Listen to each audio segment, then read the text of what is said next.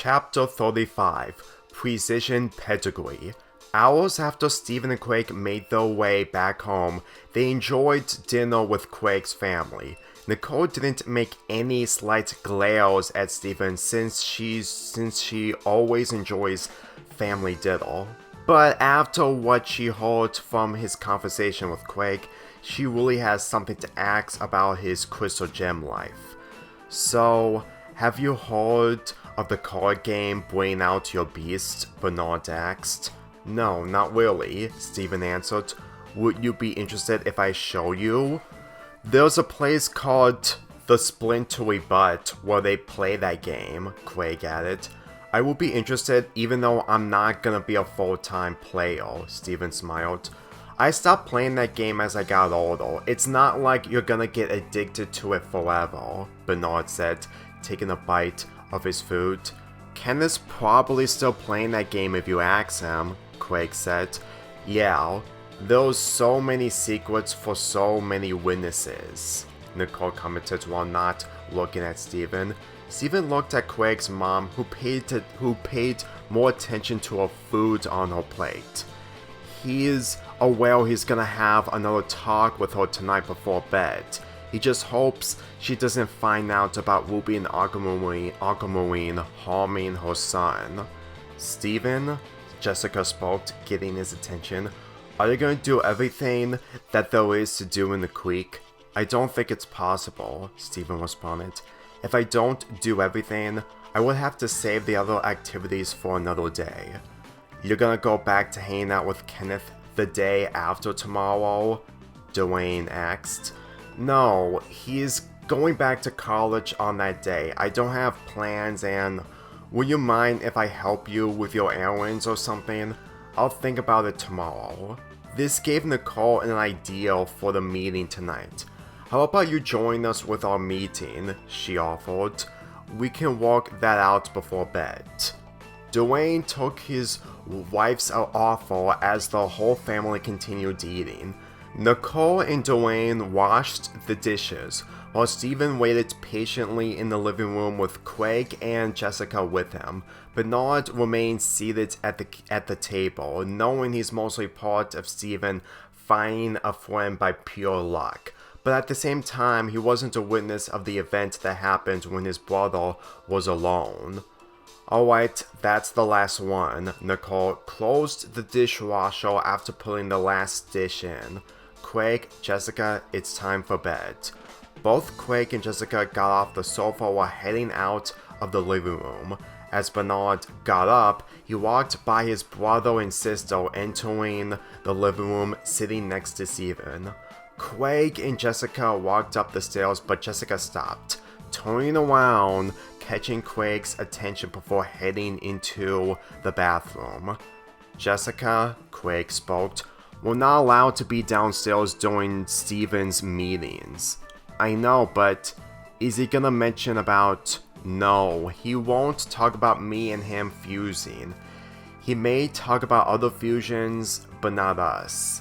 Jessica still felt like she was dreaming when it happened, but if her parents found out what Stephen did with her brother, it would take a long time to get every detail. You didn't fuse with him for nothing. Craig sighed, refusing to disagree. If it wasn't for my dream. He entered the bathroom to brush his teeth. Jessica looked back down the stairs as the lights were turned off by Dwayne, who just left the kitchen, joining the meeting with Stephen, his son, and his wife. Stephen, Nicole took a deep breath. Can you tell me that you still have enemies even after you left Beach City? Stephen attempted to be honest, but at the same time, he's worried about the choice of words he'll say. Yes. Who are they? Dwayne wondered. Stephen closed his eyes while answering the question. Ruby and Aquamarine. Back upstairs, Jessica got out of the bathroom after brushing her teeth. While Craig headed inside his bedroom, Jessica didn't. She headed back downstairs, slowly making sure her parents didn't hear her. She stopped after walking down the main hallway, preventing stepping foot inside the kitchen as she leaned against the wall. And Amethyst said, "There are gems out there that hate me," Steven said. "After Ruby and Aquamarine went into the sky, I haven't seen them since." After expressing his experiences involving them, Nicole processed everything she heard while her husband attempted to pick up the pieces. When you said something about them fusing together as Bluebird, yes, Bluebird, is that easy for a fusion to work? Like it's possible for me to fuse into my wife? "I don't think it's that easy, Dad," Bernard responded. "It's true," Steven responded. "Did you fuse with my son somehow?" Nicole wondered. "No, what made you think that? Because what if you fuse with my son just to protect him if they ever harm him? There's other ways to protect people instead of fusing." Nicole didn't disregard Steven's lifestyle of being a hero, but on the other hand, she's aware that the two gems captured her son. "Do you think I should trust you on being a babysitter? I took care of Craig yesterday." "I don't believe you." Nicole got up from her couch. "When I allowed Craig to spend time at the creek every day, it's because the creek's the safest place in Herkleton next to his and Bernard's schools. And our home, don't forget about that," Dwayne added. "Be honest with me," she looked straight at Steven. "Did you show your powers to the kids at the creek yesterday?" "Yes, I did," Steven answered. "Did you at least, and I mean at least, cause harm towards someone?" Steven placed his hand on his mouth, remembering what he almost caused to Eliza. "You did cause harm, did you?" "Nicole, tell me the truth." With tension in his body, Steven had no other choice. "Yes, I did, but did you use your powers or—" "I almost punched her!" Steven stood up from the sofa, causing Nicole to get shocked. He took a deep breath while attempting to stay on topic. "It's because that girl almost looked like and acted like my mom, when she was Pink Diamond." Everyone but Steven froze in silence while Nicole thought she was hearing lies. But when she heard the word mom, she knew it wasn't a lie. Meanwhile, Jessica thinks she's having a nightmare with how Steven acted in that situation. She wanted to leave, but she refused, knowing there could be more involving him than that. Her name was Eliza, and she wanted me to be her fashion model because of my gem, and when she got into Craig's face, Steven sat back down while looking down. "I turned pink."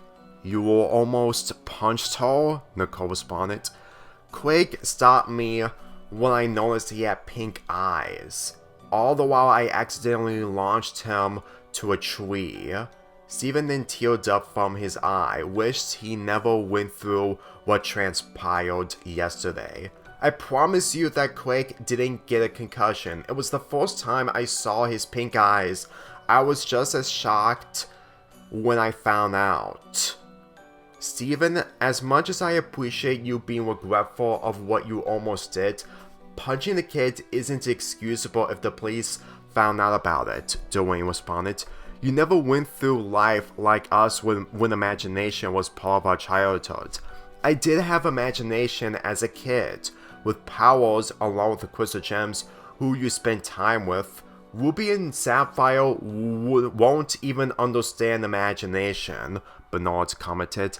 "And Steven," Nicole placed her hands on her hips, "I'm aware that not every single mom in the world is the sweetest mothers. So you're acting like my mom is like every other horrible mom? No. Granted, we need to know about your mom in another meeting, but you've turned out for the better."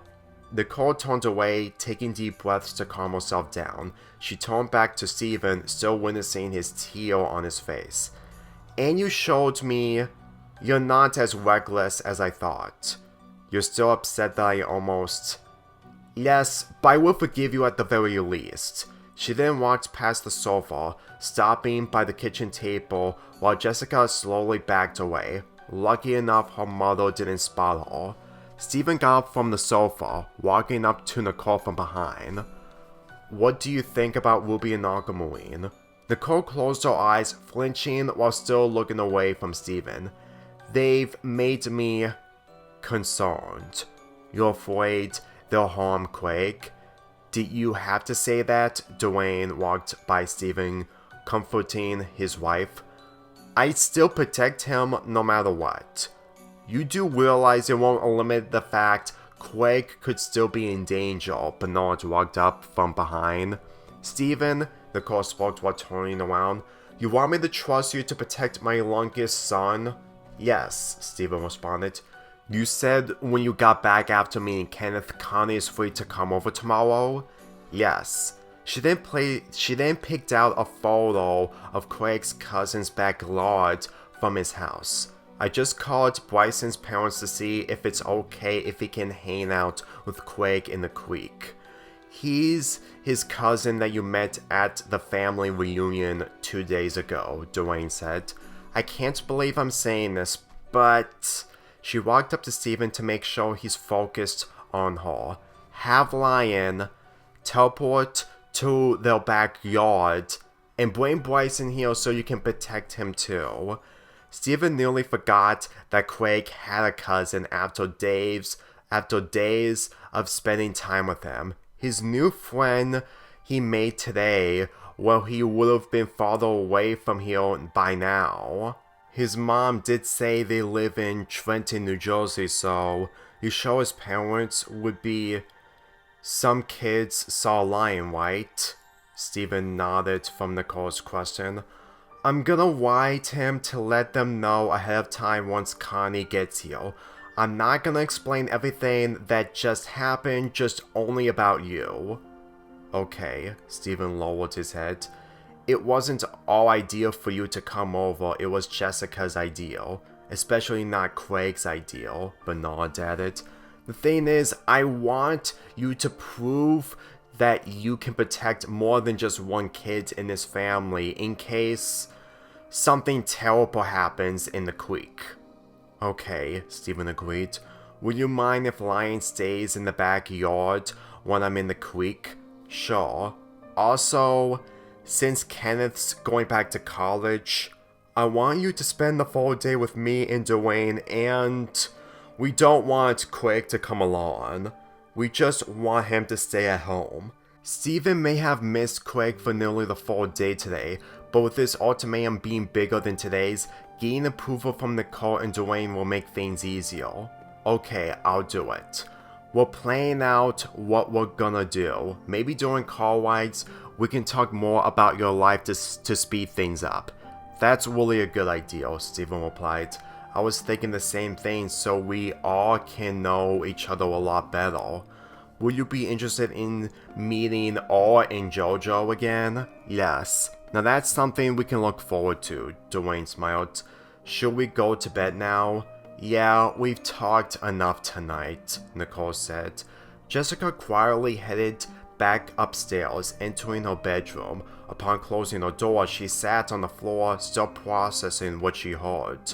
She wants to come with Steven to see what he can do. However, she's aware something horrible could happen, especially since she doesn't want Nicole to realize what she's seen today. As Steven and Bernard headed upstairs, Nicole and Dwayne remained downstairs. So you heard them about going to Beach City? Dwayne replied. Steven isn't taking Craig there, Nicole signed. But I did hear them about Ruby and Aquamarine capturing Craig. Dwayne wished his wife was lying, but he knows how honest she is when she's serious. You think Steven is responsible for it? I can't answer that. And I can't answer the idea of him taking Craig to a place where the crystal gems live. She took another deep breath, while also facing the fact that her youngest son wants to meet them in person. I doubt Craig would ever go back to normal if he doesn't go there. Dwayne refused to ask any more questions as he headed out the kitchen, leaving his wife her own space as she sat by the kitchen table. She just hopes that Steven would take care of Quake and his cousin the whole day tomorrow to trust him a little more. Steven headed into Quake's bedroom as he witnessed Quake laying down in his bed, exhausted after waiting for him. Do you want to know what I talked to your parents about? No, Quake responded. I'm too tired. I just want to focus on what we're gonna do in the creek tomorrow. I don't blame you. I also want to focus on the positives tomorrow, despite tomorrow night. Steven closed the bedroom door while turning off the lights. He wasted a little time as he got on the top bunk. He covered himself up as he laid his head on his pillow. Quake? Yes? I'm sorry for being too negative about the dream you had. I just didn't think my powers were capable of giving you dreams. Quake felt thankful by Steven's apology and the fact he has remorse from his choice of words. Thanks, Steven. And hey, even if Kenneth's around, he's probably more open to who you really are if he finds out about your gem. We'll just see if that happens. Also, Steven, do you think you would be in my dream since we're closer than in the middle of the day? Steven slowly closed his eyes, yawning while being honest. We'll just see in the morning. Then Quake's eyes turned pink as he realizes he's gonna be having another dream with more crystal gems. It's gonna be a long night for me. He fell asleep. Have fun, Quake.